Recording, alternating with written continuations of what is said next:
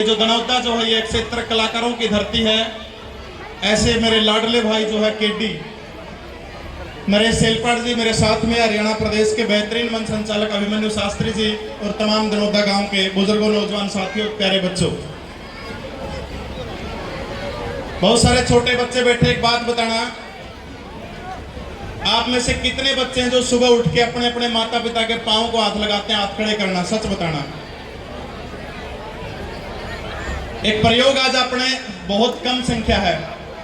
ये जो जितने मेरे नौजवान साथी देख रहे हैं या मेरी बहनें जो है वो देख रही हैं, आप एक प्रयोग करना। आप सुबह उठते ही आप खुद अपने अपने माँ बाप के पांव छूने का काम करना। ये जो छोटे बच्चे जो आपका अनुसरण करेंगे और ये वास्तविकता है, वो भी पांव छूने लगेंगे। तो जब हम बड़े पहल करेंगे तो निश्चित रूप से छोटे जो है आगे बढ़ेंगे और माँ बाप का आशीर्वाद लेगा जो भी व्यक्ति, वो इस दुनिया में कभी भी असफल नहीं हो सकता। मैं शिक्षा से जुड़ा हुआ हूं और ये जो देश और प्रदेश जो है, शिक्षा के क्षेत्र में हम लोग सदियों से सिरमौर रहे हैं। आपको जानकर ताज्जुब होगा कि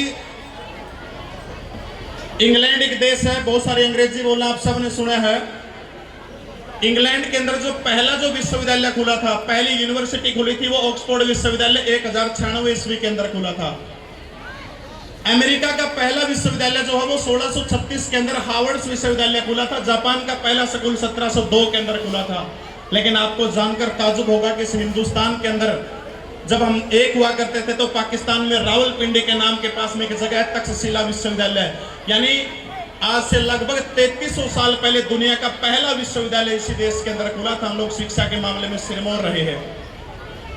तक्षशिला विश्वविद्यालय के अंदर 10,000 छात्र पूरे देश और दुनिया से पढ़ने के लिए आते थे। 2000 टीचर हुआ करते थे। आपको जानकर बड़ी हैरानी होगी कि तक्षशिला विश्वविद्यालय जो था उसके जो द्वारपाल हुआ करता, आज की भाषा में जब हम उसको सिक्योरिटी गार्ड कहते हैं, वो इतना पारंगत था। यदि जापान से कोई छात्र पढ़ने के लिए आता तो उसको वो सिक्योरिटी गार्ड जो हो जापानीज के अंदर बात किया करता था। फ्रांस से कोई एडमिशन लेने के लिए आ गया, सिक्योरिटी गार्ड से बात करता तो फ्रेंच भाषा के अंदर वो बात करता था।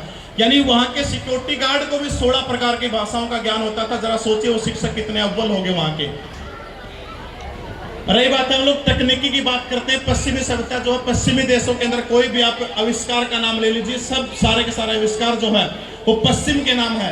एक व्यक्ति हुआ था गुप्त वंश के समय में, आर्यभट्ट का अगर नाम आपने सुना हो तो, ये आर्यभट्ट जो है 499 ईस्वी के अंदर आर्यभट्टी नामक किताब के अंदर ये बताता है कि पृथ्वी अपने अक्ष के ऊपर घूमती है और एक कोपरनिकस अपनी जिंदगी में 2 बार हिंदुस्तान आया। दोनों बार जो है उस आर्यभट्टी किताब को चुरा करके इस बंदे ने नाम देने का काम किया।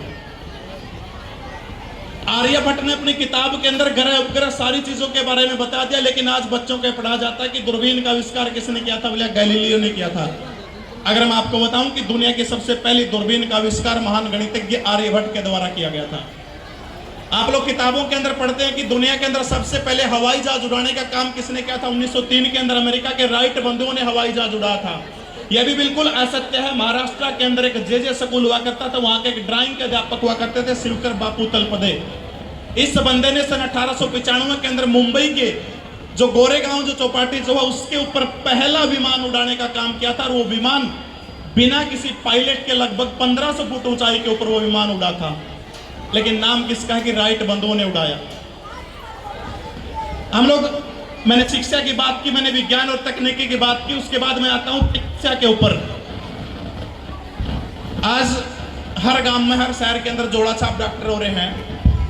एक समय ऐसा होता था इस देश के अंदर साथियों कि हमारे जो वैद्य हुआ करते थे 10 फुट दूर की रस्सी बांध के, मतलब किसी फीमेल को उस समय टच नहीं किया जाता था। हाथ के 10 फुट की रस्सी बांध के 10 फुट दूर बैठ के उन्हें बता दिया करता इसका क्या बीमारी है। आजकल डॉक्टर को निभेरा पड़ता है इस बात का।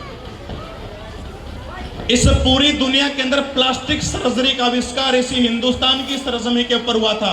आप याद करिए, कर्नल कूट जब हैदर अली के साथ में उसका युद्ध हुआ था तो हैदर अली ने कर्नल कूट की नाक काट दी थी तलवार से। और वो बंदा एक वैद्य के पास जाता है बेलगांव के अंदर, और वो वैद्य क्या करता है, 1795 के अंदर वो वैद्य उनकी कटी हुई नाक को जोड़ने का काम करता। हमारे देश के अंदर जो हमारे चरमकार भाई होते थे, हमारे जो नाई समाज, सेन समाज के लोग होते थे, वो प्लास्टिक सर्जरी करने के अंदर भी माहिर हुआ करते थे। ये देश सदियों से साथियों सिरमौर रहा है। और इसी सिरमौर की इसी कड़ी के अंदर चंद्रशेखर आजाद वरिष्ठ माध्यमिक विद्यालय दनोदा, जिसने केडी जैसे महान कलाकार उत्पन्न किए, भाई विश्वनाथ जैसे एचसीएस देने का काम किया है, वो दिन दूर नहीं यहाँ से महर्षि कणाद, कपिल, जैमिनी जैसे लोग आगे निकलेंगे, यहाँ से साइंटिस्ट भी निकलेंगे, यहाँ से नेता भी निकलेंगे, यहाँ से बड़े बड़े एचसीएस आईपीएस अधिकारी निकलेंगे। इसी तरह से आप मेहनत करते रहिए। मुझे बोलने का समय दिया, आपका बहुत बहुत धन्यवाद। जय हिंद, जय भारत।